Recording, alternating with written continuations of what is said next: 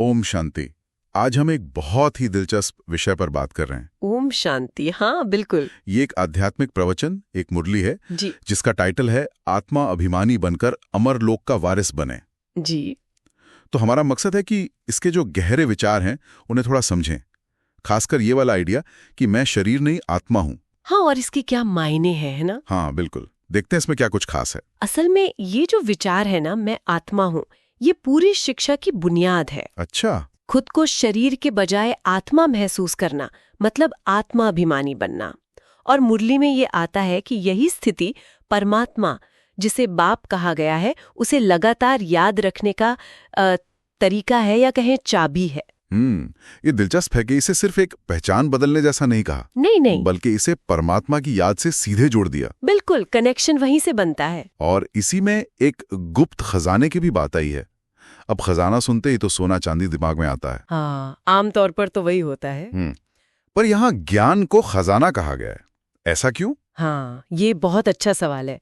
देखिए, ये ज्ञान या जिसे पढ़ाई भी कहा गया है, वही गुप्त खजाना है। गुप्त इसलिए क्योंकि इसकी कीमत दुनियावी चीजों जैसी नहीं है। ये अंदर की खुशी है, भविष्य के लिए है। भविष्य मतलब ये कि ये पढ़ाई इस दुनिया, इस मृत्यु लोक के लिए नहीं है। ये तैयारी है भविष्य के अमर लोक, मतलब स्वर्ण युग या सतयुग के लिए। अच्छा। और इस समझ से जो एक अंदरूनी खुशी मिलती है ना, एक नशा रहता है, वही असल खजाना है, जो बाहर कहीं नहीं मिलता। तो ये जो दो शब्द हैं, आत्माभिमान और देहाभिमान, हाँ, इनमें क्या फर्क बताया गया? देहाभिमान मतलब बस शरीर को ही सब कुछ मानना। हाँ बिल्कुल। देहाभिमान मतलब खुद को ये शरीर समझना, जैसे मैं डॉक्टर हूँ, मैं इंजीनियर हूँ, मैं पुरुष हूँ या मैं स्त्री हूँ। इस तरह की पहचान है। मुरली के अनुसार यही चीज हमें दुनिया के रिश्तों में, मोह में और फिर दुखों में फंसाती है। अच्छा। और इसके बिल्कुल उलट आत्मा अभिमान मतलब मैं एक आत्मा हूँ, एक चैतन्य शक्ति हूँ, ये सोच हमें इन बंधनों से एक तरह से आजाद करके पारलौकिक बाप की याद की तरफ ले जाती है। और ये जो संगम युग जिक्र है, हाँ, संगम युग, इसे एक बहुत खास समय माना गया है, परिवर्तन का दौर। यही वो समय है जब आत्माओं को ये आत्म अभिमानी बनने की शिक्षा, ये ज्ञान मिलता है। इसी परिवर्तन के दौर में वो 84 जन्मों के चक्र की बात भी आती है ना? जी हाँ। ये चक्र वाला कॉन्सेप्ट तो काफी गहरा है। इसका क्या रोल है इस पूरी प्रक्रिया में? बताया गया है कि आत्मा अपने 84 जन्मों के सफर में धीरे धीरे पवित्रता से अपवित्रता की तरफ गिरती है। ओके। और अब इस संगम युग में परमात्मा को याद करने से विकर्म विनाश होता है। विकर्म विनाश मतलब ऐसा माना जाता है कि याद की शक्ति से पिछले जन्मों के जो नेगेटिव कर्म हैं, पाप कर्म हैं, उनका बोझ हल्का होता है, वो कटते हैं। अच्छा। और इस पूरी यात्रा का जो लक्ष्य है वो है पुरुषोत्तम बनना, मतलब गुणों में सबसे उत्तम मनुष्य। तो कर्मों का बोझ हल्का करने और वो पुरुषोत्तम बनने के लिए क्या पवित्रता पर बहुत जोर है? हाँ, बहुत ज्यादा। पवित्रता को तो बेहद अहम माना गया है। खास तौर पर काम यानी वासना, उस पर जीत पाना जरूरी बताया है। उसे तो महाशत्रु कहा गया है। महाशत्रु? बाप रे। जी, तो सच्चा वैष्णव या पवित्र बनने का मतलब ही है निर्विकारी बनना, जिसमें कोई विकार ना हो। तो ये पवित्रता सीधे सीधे उस पुरुषोत्तम बनने के लक्ष्य से और 84 जन्मों के चक्र से ऊपर उठने से जुड़ जाती है। और ये जो ज्ञान मार्ग है, ये पारंपरिक भक्ति मार्ग से अलग कैसे है? हाँ, मुरली में इन दोनों में फर्क बताया गया है।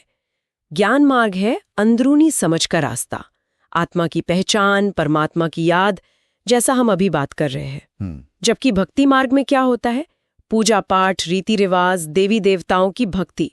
स्रोत के अनुसार भक्ति मार्ग ज्ञान से पहले का स्टेप है, एक तरह से। अच्छा, तो अगर कोई इस ज्ञान मार्ग पर चले, पवित्र बने, बाप को याद करें, तो फाइनल गोल क्या है? वो अमर लोक कैसा होगा जिसके वारिस बनने की बात है? हाँ, फाइनल गोल वही है, आत्माओं को भविष्य के उस स्वर्ग या अमर लोक के लिए तैयार करना। और उसका वर्णन ऐसा है कि वो एक ऐसी दुनिया है जहां दुख, अशांति, बीमारी, ये सब नहीं है। सिर्फ सुख और शांति। हाँ, सुख, शांति, पवित्रता। वहां औसत आयु भी बहुत लंबी बताई है, करीब 150 साल। और अकाल मृत्यु नहीं होती। अकाल मृत्यु नहीं होती? नहीं, इसी को काल पर जीत कहा गया है। वो एक संपूर्णता की स्थिति है। सुनने में तो ये बहुत ही कमाल का लगता है। लेकिन इसे रोजमर्रा की जिंदगी में कैसे उतारें? प्रैक्टिस के लिए क्या निचोड़ बताया गया है? हाँ, प्रैक्टिस के लिए कुछ मुख्य बातें बताई हैं। एक तो योग बल, मतलब याद की शक्ति से अपनी इंद्रियों को कंट्रोल करना, मन को भटकने न देना। दूसरा, लगातार एक वृक्षपति बाप की याद में रहना, वो जो सारी सृष्टि का बीज रूप पिता है। वृक्षपति बाप। हाँ। तीसरा, पवित्र बनने का पक्का इरादा और कोशिश।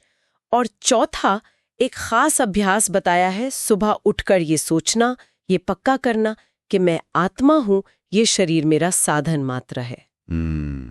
ये वाकई सोचने वाली बात है जी। अगर आत्मा का असली स्वरूप, जैसा ये स्रोत कह रहा है, शरीर से अलग है, अविनाशी है, तो फिर इस पल में अभी हमारी चेतना की क्या वैल्यू है ना?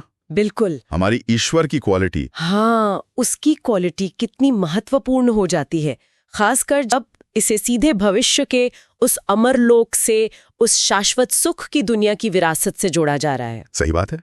ये ज्ञान किसी की जिंदगी जीने के तरीके को, उसकी प्रायोरिटीज को कैसे बदल सकता है?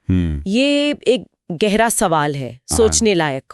निश्चित रूप से, क्योंकि इस नजरिए से देखें तो आज की चेतना ही कल का निर्माण कर रही है। ओम शांति। ओम